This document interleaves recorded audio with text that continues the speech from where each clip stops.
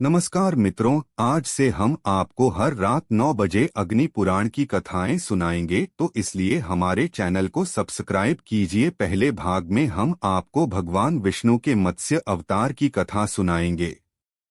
मत्स्य अवतार भगवान विष्णु के प्रथम अवतार है।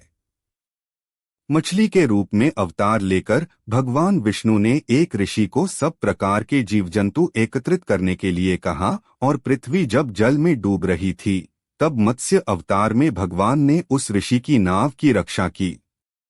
इसके पश्चात ब्रह्मा ने पुनः जीवन का निर्माण किया। एक दूसरी मान्यता के अनुसार एक राक्षस ने जब वेदों को चुराकर सागर की अथाह गहराई में छुपा दिया, तब भगवान विष्णु ने मत्स्य रूप धारण करके वेदों को प्राप्त किया और उन्हें पुनः स्थापित किया। मत्स्य अवतार की कथा। एक बार ब्रह्मा जी की असावधानी के कारण एक बहुत बड़े दैत्य ने वेदों को चुरा लिया। उस दैत्य का नाम हयग्रीव था। वेदों को चुरा लिए जाने के कारण ज्ञान लुप्त हो गया। चारों ओर अज्ञानता का अंधकार फैल गया और पाप तथा अधर्म का बोलबाला हो गया। तब भगवान विष्णु ने धर्म की रक्षा के लिए मत्स्य रूप धारण करके हयग्रीव का वध किया और वेदों की रक्षा की।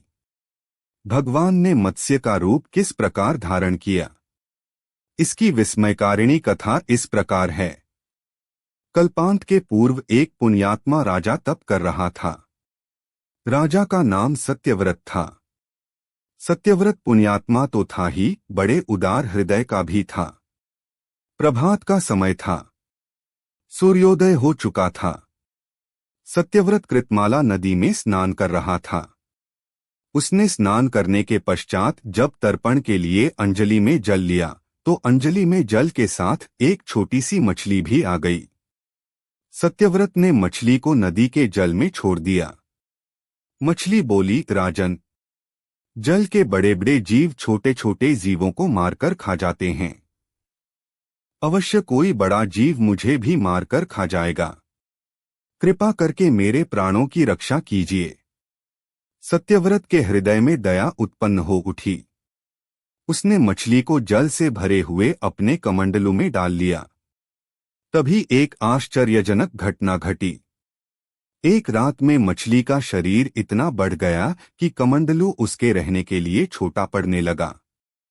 दूसरे दिन मछली सत्यव्रत से बोली, राजन, मेरे रहने के लिए कोई दूसरा स्थान ढूंढिए, क्योंकि मेरा शरीर बढ़ गया है। मुझे घूमने फिरने में बड़ा कष्ट होता है। सत्यव्रत ने मछली को कमंडलू से निकालकर पानी से भरे हुए मटके में रख दिया। यहां भी मछली का शरीर रात भर में ही मटके में इतना बढ़ गया कि मटका भी उसके रहने के लिए छोटा पड़ गया। दूसरे दिन मछली पुनः सत्यव्रत से बोली, राजन, मेरे रहने के लिए कहीं और प्रबंध कीजिए, क्योंकि मटका भी मेरे रहने के लिए छोटा पड़ रहा है।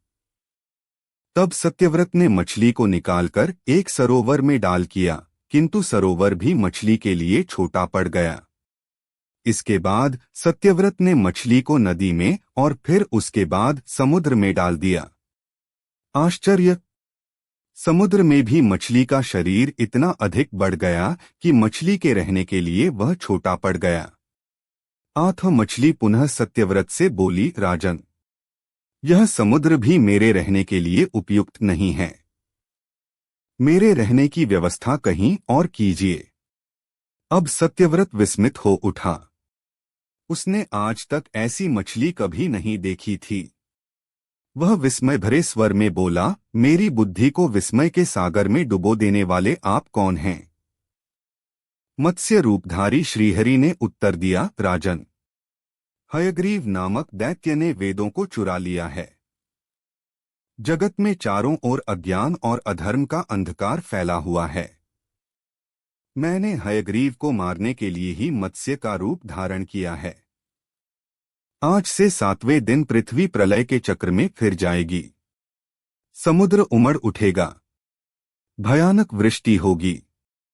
सारी पृथ्वी पानी में डूब जाएगी। जल के अतिरिक्त कहीं कुछ भी दृष्टिगोचर नहीं होगा।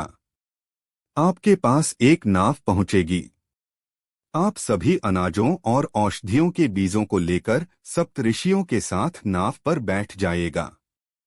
मैं उसी समय आपको पुनः दिखाई पड़ूंगा और आपको आत्मतत्व का ज्ञान प्रदान करूंगा। सत्यव्रत उसी दिन से हरि का स्मरण करते हुए प्रलय की प्रतीक्षा करने लगे। 7वें दिन प्रलय का दृश्य उपस्थित हो उठा। समुद्र भी उमड़कर अपनी सीमाओं से बाहर बहने लगा। भयानक वृष्टि होने लगी। थोड़ी ही देर में सारी पृथ्वी पर जल ही जल हो गया।